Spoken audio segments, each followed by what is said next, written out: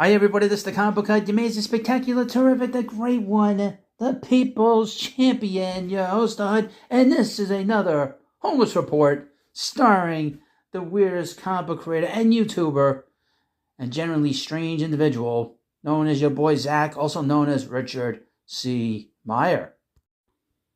Ooh, ain't got no home, or no place to roam. Ain't got no home, or no place to roam.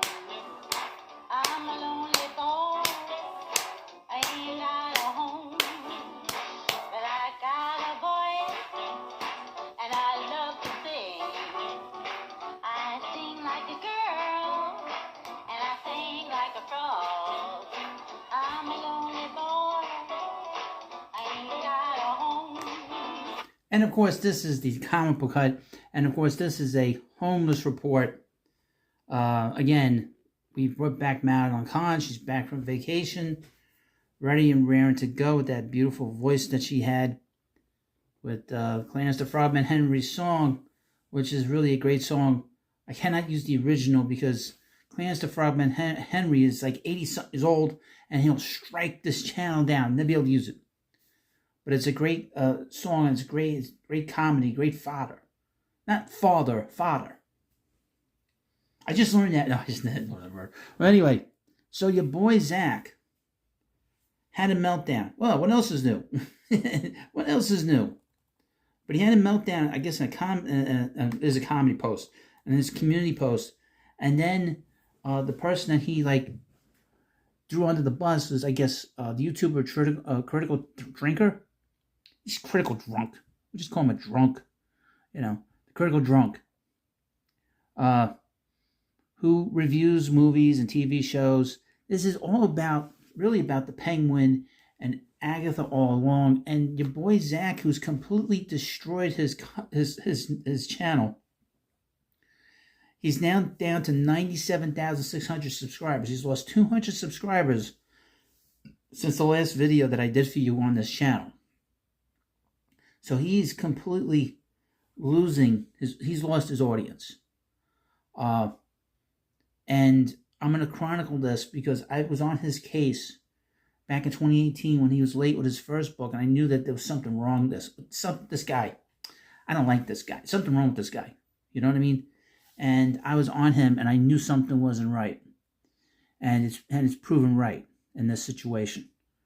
You go on this Indiegogo page that he has for Jawbreakers Forever, which is the latest Jawbreakers book in the series. It's 2 years late. The book was already finished when it was supposed to go out 2 years ago. So it's 3 years in production. But because Richard is such a clusterfuck, it's such a disaster, excuse my language. You can say disaster, right? I think you say disaster. He's late, very late. And he makes a big joke out of it. He's a joke. But let me get into this.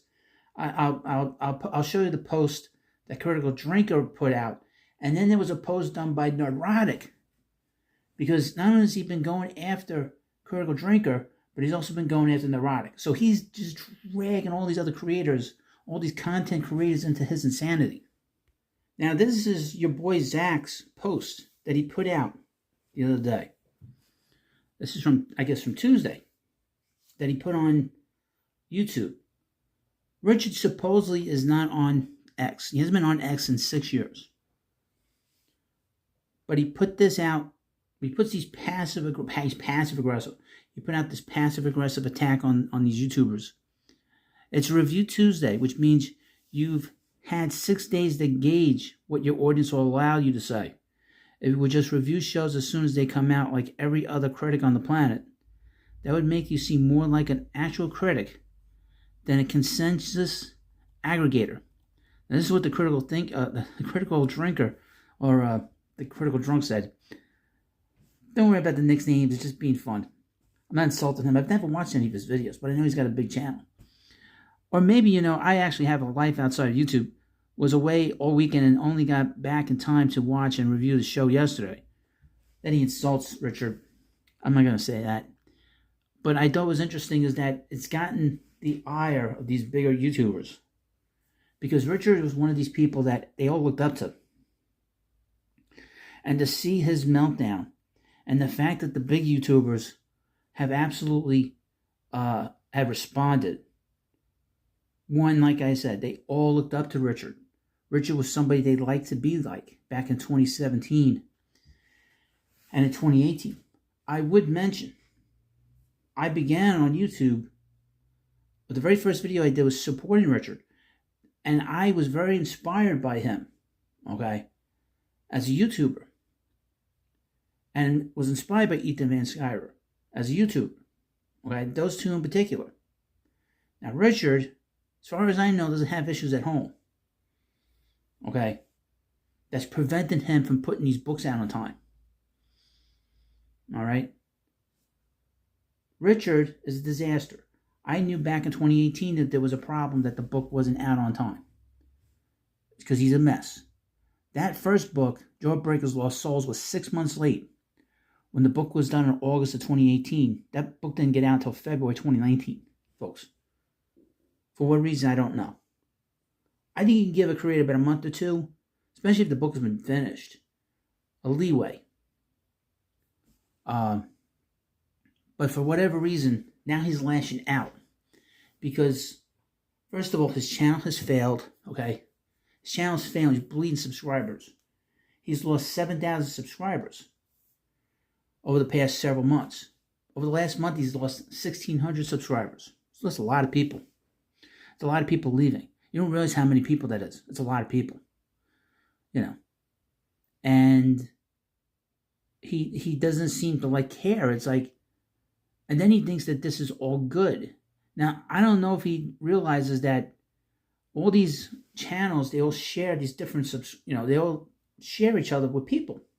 He's not attacking, which is the weird thing about Weirdo Richardo, is he's not attacking. He may think in his mind and his brain that he's attacking these YouTubers. But in reality, he's attacking the audience, okay? Richard shares these audiences with these different channels, but he's not attacking these channels. He's attacking the subscribers. He's attacking the people. You don't do that. I learned that the hard way. You don't do that. It doesn't work out well for you. Now, Richard doesn't do live streams. He refuses to go on any friendly live streams that invite him on to sell his books. He refuses to go on Comic Arts Pro Secrets. And he could sell some books and talk to the people, okay? Talk to a friendly audience. Richard will not do that. Weirdo Richardo is weird. He will not do that for whatever reason. And this is what Nerdrotic said about this. Good news. In a sarcastic way. Good news. All of those indie comic creators who have time to bitch about the Critical Drunk must be done with their books that you paid for. Should be seeing them all soon. Well, Neurotic, that's not happening. That is not happening. Widow Charles' book, who knows when that book is coming out. I went on his Indiegogo page the other day before I did the video previously to this. Nobody has posted anything that they got the book on the discussion page. Richard has not posted an update in over a month. I have to check after this. I should check before I came on, because I did that half-hour video. But Richard is such a mess right now. He's not listening to anybody. Even people giving him good advice. Go on Ethan Van Sciver's channel to talk to the people. He won't do it. He refuses. Instead, he's put himself in a cocoon, in some bunk. Is he still in Texas? Is he still down there with that quote-unquote friend? That buddy, quote-unquote? I don't know. But anyway, I'm going to play you this video. I haven't seen it.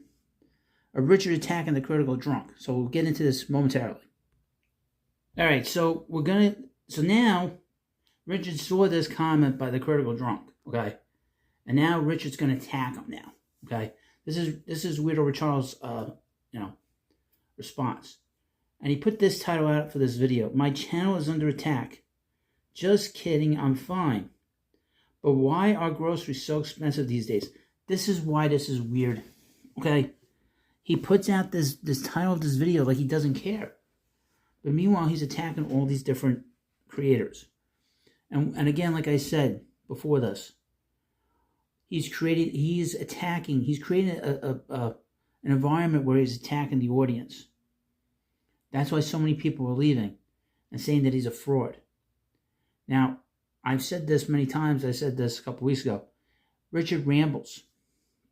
And I noticed this after I unsubscribed many years ago. He continues to ramble when he talks. This idea about him talking about eating a burrito and being the guy next... No. This is a weird guy sitting in his car looking at comic books. Okay? To me, that's weird. To me.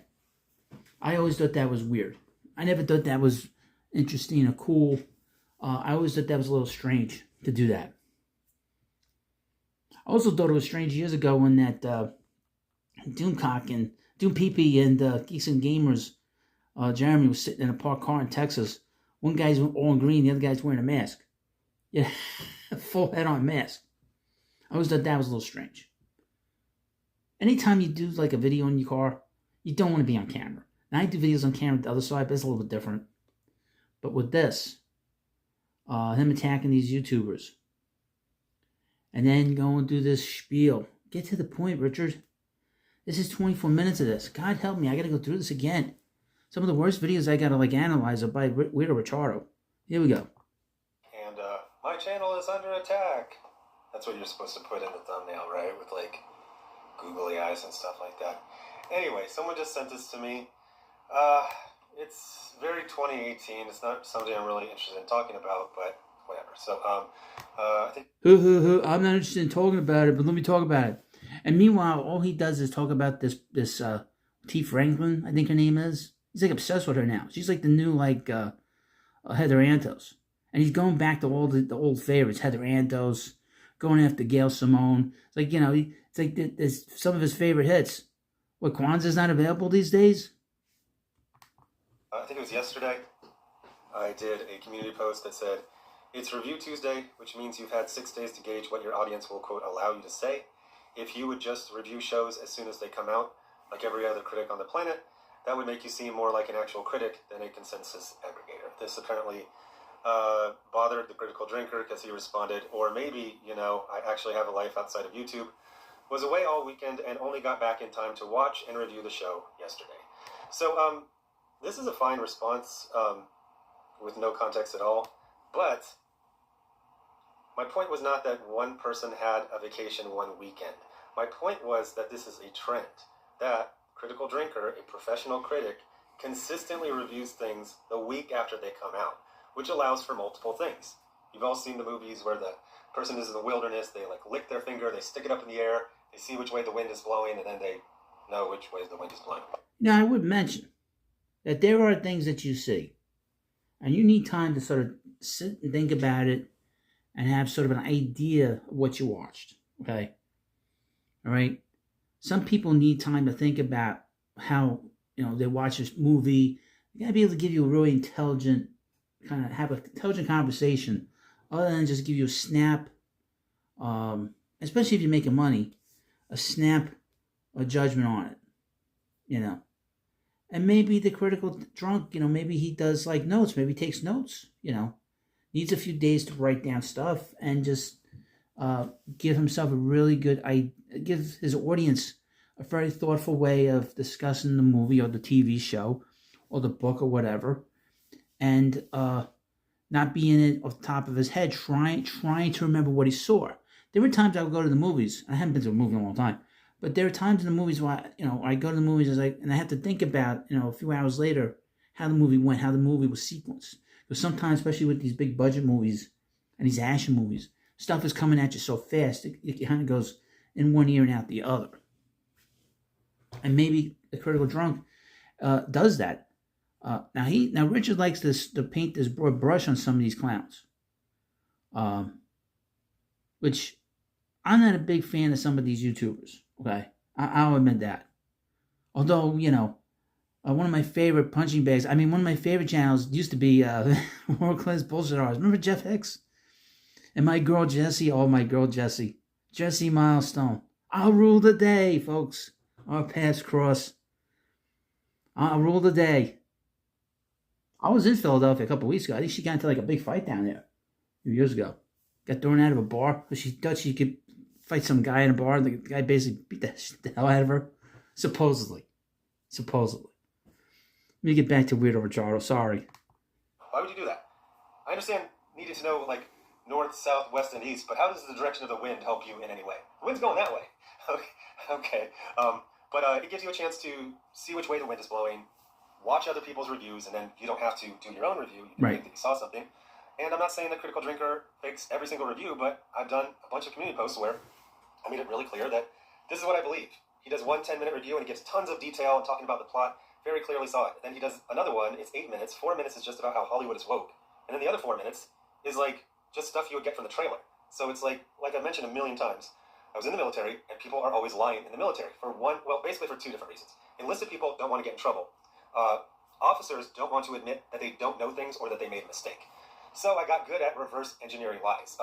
Lies are rarely complete fabrications. Usually there is some truth to it. So I've been getting a lot of heat. One of the things they say is like, well, you've worked with this guy. Why don't you just contact him directly? I considered that, but mentally write that email. Hi, I didn't think you were corrupt, but now I think you're corrupt. I've noticed a lot of things that seem to imply that you are faking criticism, that you won't give. I would mention, for a guy who was in the military, afraid to actually write to the Critical Drinker, it says a lot. I was told by the YouTuber Yellow Flash Comics, when I criticized Richard's book being late the first time, he said you should have talked to Richard first. Now this is a little different. This is one YouTuber to another YouTuber talking about something. To me, I was a customer of Richard's. I didn't have to explain myself, okay? If I'm giving him money, I don't have to explain anything to him. But this, you should have wrote to him, said, look, I like your videos, blah, blah, blah, but I feel like you do this, this, this, and this. And it would have been interesting to have a conversation instead of doing this. Instead of, just going back and forth, this sort of hissy fit that the YouTubers are all having. And it is a hissy fit from top down, The fact that Gary's talking about it. Star Wars is dead. Remember Gary? Googly eye? Won't give things a chance, that you are watching other people's reviews. Like, how do you like stick the landing? There's no way to do it. So at first I just did blind items, but then it became it's so predictable. Like, Critical Drinker created this concept of the message, and the message is a lot of things. I'm not going to goo gaga like I don't understand what he means when he says the message. For example, I missed the last season of Gotham, so I'm watching it now. It's from 2019, and every woman in the show is gay. It's actually quite shocking because that doesn't happen as much right now. But it was like that thing about the frog in boiling water. Like, we kind of noticed it while it was happening, but when it's over and you go back to it, you're like, why is every single woman in this show gay? Like, all of them. Well, because it was 2019, and the message, which was a real thing, and is to some extent, but not as much, it changed things. And my problem is with the narrative. The narrative is the anti-SJW version of the message. The narrative says that everything Hollywood does is a failure in some way, shape, or form. They have all these weird rules. Nobody asked for this. What is it? I would point out, Hollywood's collapsed, okay? You'll see some things that come up, that pop up, that are good. But for the most part, Hollywood has collapsed. That's not any doubt. I mean, when you see things that are going on with P. Diddy, and you see that not one Hollywood person has come out and talked about it, that tells you something. Not one athlete has come out. Any big athlete like LeBron James. LeBron James hasn't said anything about his good friend P. Diddy. So Hollywood has collapsed. And the things they've put out, over the last 10 years is a mess. It's anti-American. It's anti-male. It's anti-white. And here we are. I don't know if Richard understands that. He was in the military. Maybe he's been, trained and to not think the way he should be thinking in the real world. But we'll see. The audience for this, except for the audience is who wants to see it with, like, Agatha all along. The audience is girls, their childless aunts, and gay dudes. Like, it's not confusing. It's a Disney show about magical wishes. So, I've been, busy. I mentioned this a million times. I've been busy with late books for half a decade. As I get my late books out, by the way, wave 1 of First Kill and Jawbreakers went out to domestic. So he's been busy getting late books out. If they're late, how busy is he? He's just an idiot. God. I've been busy with late books. Even for half a decade. That's not something to be proud about. What is the holdup? He doesn't have a regular job. He just writes comics and does this business. And I would say this. Richard did this book with Sylvester Stallone. Sylvester Stallone? Yes, Sylvester Stallone. How did he not make $1 million on that book, on the Rambo book? And how is his pitch not something that says it's Rambo? How does he not mention Sylvester Stallone in the title of this book when he's trying to sell it? I mean, that tells you everything you need to know. That Rambo book should have made him millions of dollars, and it didn't.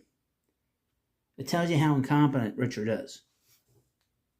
You know, he's just a grunt. That's what he is. That's what he's always been. And he continues to be that. Backers today. All of a sudden, I have a lot of free time, kind of looking around, like, hey, what's kind of happening? I'm like, I'm going to go see this movie. Wait, I saw that movie, and that movie had nothing to do with the review I just saw. In fact, it feels like that person didn't actually see the movie. It feels like that person saw the trailer, watched other reviews, and then just kind of pretended like they saw it. How many times is that supposed to happen? Oh my God, let me skip. Jesus. Existed like 2 weeks ago. So all of these really dusty, like 2018 talking points, they're being brought back. And since there's more normies than there were comic book fans, all of a sudden all of these channels are getting this huge influx of new subscribers. And I remember when I first heard about SJWs, man, I watched every single video on YouTube about SJWs, and there was like 40 of them. I'm talking like across the board. Like it was all very new. This is around 2016. Like people were just starting to use that phrase and just starting to like kind of point out these trends. Now the trend I notice is that things are getting better, but people whose money is made from saying basically everything is terrible, they don't want to talk about that. So Furiosa's girl boss, and then I don't see things getting better. What's the line? Things always get worse before they get better. I don't see things getting better. In a lot of ways. Things are going to get worse before it gets better. We're at that point where it's going to get worse. Okay? I don't know what he's talking about. I mean, really. But Richard should stop attacking the audience. Okay? That's what he doesn't understand. It took me a long time to understand that too. Especially when it comes to the entertainment side. You have to be able to sort of give the audience what they want, when they want it. You can't be fighting with them, okay? All right? Unless you're going into it wanting to fight, you're going to find a fight. Simple as that.